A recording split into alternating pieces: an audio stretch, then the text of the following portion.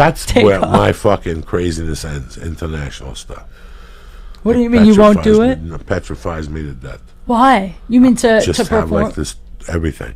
Or to get there specifically, Listen, like the travel. I tried Jamaica twice, and I tried Puerto Rico. I could go there.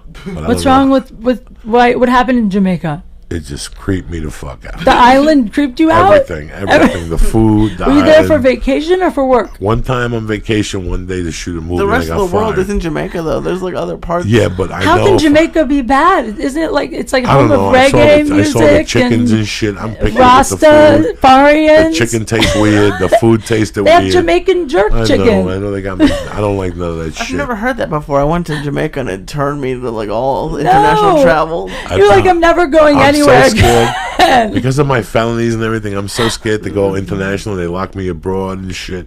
So I just leave it alone. I'm pretty, like, I don't have a passport, but in many ways I don't want one. Like when they told me you couldn't have a passport, I'm like, fine, I ain't gonna fucking do it. It's not like I'm going to Ireland. What felony? You still? If you have a felony on your record, is that there forever? Oh, it's like herpes, unless I get rid of it. I don't know why I thought maybe like it goes away for good service, like, you know, after so many years. I've got 2 felonies in Colorado and like 2 in Seattle. What are they? The ones in Colorado are second-degree burglary and accessory to a felony. The one in Seattle is like something to domestic violence, which I didn't smack no woman. I believe that. When let's say you and Lee lived together. Okay.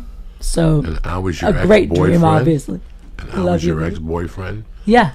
And I saw you out in a bar and we got into a fight, it would be domestic violence. That's why. Wait, if I'm out with Lee, and I run into you at a bar, and we get in a fight. I think if he lives with you. Oh, because you're my ex-boyfriend. Yeah, that's what happened. Oh. So no, it was a horror show, but still, that domestic violence thing bummed me out for a long time. And then there was like a simple assault charge at a bar. I got busted at the Comedy Underground in Seattle. Like if you walk into the comedy, if you call Ron Reed at the Comedy Underground and go, I'm coming through, can I do a guest set? You got a guest set. Ron's a manager, a comic type deal. Lee, you're looking backwards. Oh, I'm going through changes right now. This is changes. I'm enjoying hearing all the felonies. This is fascinating to me. Yeah. What's this up? is deep. Wait, the second one. The second one. You said you were. What is it called when you help someone else with their accessory to? Yeah, you were an accessory. What were you an accessory to? What kidnapping. What? Kidnapping. How are you an accessory to kidnapping? Because this was all the same crime. The whole kidnapping thing with Ken Vella. My attorney plea bargained down to second-degree burglary and accessory to a felony. It's all one crime. Now, the accessory to a felony. I think you're one of the first people to find this out on Mushrooms. Listen to me. The accessory to a felony is very interesting because that's how he fucked them. Because the court, everybody said, accessory to what felony? The second-degree burglary or the kidnapping? And he would say the second-degree burglary, and it's non-violent. Because his job was to get it non-violent. It's a long fucking story. So were you convicted, though? Oh, yeah. I got locked up and everything. Oh, but he had a great case, He did a great job. I was looking at kidnapping 1 and 2. I'm looking at kidnapping 1 and 2. If I take it to trial and I lose, it's 48 years times 2. Shit. I never see daylight. The first offer was 12 or 14.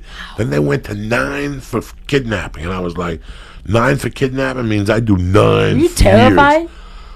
I would be. Not terrified because I thought at that time I was going to split. Oh. Like I thought at that time I'd split or do something as it got closer. I was out on bail. Oh so my God. at least if you get out on bail, you could fucking think and negotiate. How in the world would you split? You're just going to like hike into Mexico? I didn't know what I was going to do. I had a friend that had a Hertz dealership in Honduras, and there's no extradition treaties with Honduras. I had friends that were just trying to help me out. Oh my God. But the more I thought about it, I'm like, you have to run with this the rest of your life. You know, one day you never come back to the States, Yeah. you have a wife, a kid, a family, you get into a car accident, take it to the hospital, you're wanted for fucking 2,000 years. Yeah, you can that never goes come your back. whole life. So forget about that shit. But then this attorney just worked miracles, and I toughed it out, and I said, you know what, I did it. I always knew I was going to go do time. I knew it was in my cards. I knew I was going to get it. I might as well do this and get it over with.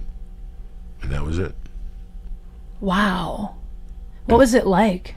I don't know why I'm fascinated by like what really goes on in prison, because you see movies and TV, but that's probably not real. Like, what is it really? On the scary? outside, nothing. On the outside, nothing. I knew I was going to get in this. All I could wish for was every day that there was crazy people in there. Even when I got to the camp, there were people in there that had been there for murder, man. They still have those tendencies, and now there's a thin line for what respect is in the outside and what respect is inside with people. Yeah. There's a weird thing in your mind.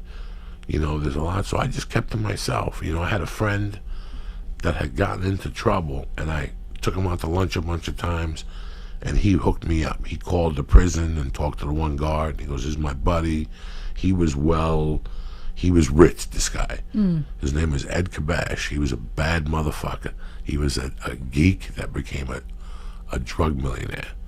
He started hanging out with this chick who knew about drugs, and he made money, and then he crashed 2 cars in 1 week. He had a liquor store, a computer store. Oh, yeah, he had 2 chicks. He was they were driving Porsches. I mean, this guy was banging. Now, that sounds nice. But when he got locked up, he paid a lot of money to get taken care of.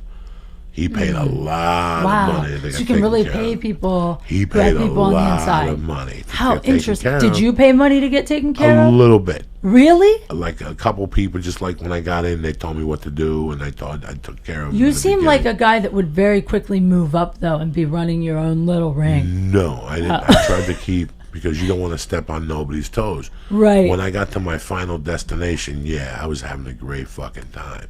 Really? Yeah. You were having fun? Yeah. You're the first person I've ever heard say they were having fun in jail. I mean, you can look at it 2 fucking ways. You could look at it from 2 fucking ways. I had I was working in a kitchen. I had access to food. Yep. Which meant people wanted to talk to me because I had access to food. Oh, of course. They wanted cheese to make nachos. They wanted this. Oh. They like skim milk. You know what I'm saying? Are you winking at me on purpose, or are you high? No, I'm just like going like, I'm like, is this code? Is all this food code? So you get favors. You follow me? Got it. Okay. You get favors. Yeah. The guys that work in the garbage crew. Listen, my girlfriend's going to drop off a pair of panties on the exit over there. That's the kind of favors? Yeah, like crazy I think like shit. Cigarettes. No, like maybe, listen, you like to do coke? How about I give you an 8-ball? Okay. Got it. Go to this spot. There's a bag. There's going to be coke in there. Put it down and your dirty ball. Panties. They don't search you, on the way back or something. Just think, once you have those type of jobs, people. So, like, I had friends that would come to me and go, "My wife brought me tamales, bro. Can you put them in the freezer for me? I'll give you 2 right off the top." Bam. Oh, nice. Shit like that. I had access to a freezer. The hookup. I had access to a property 60 yards from the main facility. So the guys that were selling steroids and shit would say to me, "You have a stash over there? We'll pay you some money, We got some heroin." So I would put it somewhere where I couldn't get in trouble for it. What? I would put it somewhere where it's not in my car, but I'm watching it, but not really. So if there was crates outside and the garbage men had to pick them up, I would stash the heroin under a crate or something so nobody got in trouble. Oh, my God. It could always be the garbage man. There's always That's so risky, though. There's always a doubt. You were involved in dangerous activity. You could have been taken out. No, I wasn't. On the inside. Shanked. No, I wasn't. Shanked. No, I wasn't. I was fine. It wasn't like that at all. They were like low-level dudes, but heroin is a high-level drug. There was a guy that was a biker that I became friends with. But I still think about him. He's a solid fucking white dude. Solid white dude. Just a fucking banger. I still think about him late at night. And he used to get meth every Monday from his girlfriend. His girlfriend would come in and swap spit with him with a condom and fill it up with fucking meth. Like 2 8-balls and like a little condom. Every Monday? Every Monday. Oh, wow. And he would put it over here in his mouth and walk in with it. He would even swallow it and shit. Oh, wow. They would search him and fucking he'd come in and then he'd call me over to his room and we'd do a little line of meth. And then we'd go play basketball in the gym and I thought I was fucking Julius Erving. My heart was going to blow up. There was a lot, I still think of those guys. Torrey Piles, the black dude that was a high-level crip. He had 7 fucking girlfriends, and each of them had a different fucking Porsche Mercedes. It was amazing how On much the money. outside. On the outside. 7 girlfriends. But how long was he in 3 for? kids. He was in there for 12 or 13 years. He was. What? But he got Paying out. for 7 girls? He got. Oh, this motherfucker was making cash in there. That's crazy. This is when the Crips were What do going you- from California to Colorado and distributing cocaine. What do you need 7 girlfriends for in jail, though? You Because he can't- was big dick pimping. Do they have conjugal visits at this jail? Yeah. Oh. What the fuck are you giggling about? No. Why did you like him? What did He did an error. I knew a second ago, but now keep going from where you told it, because then You know that little forehead you got?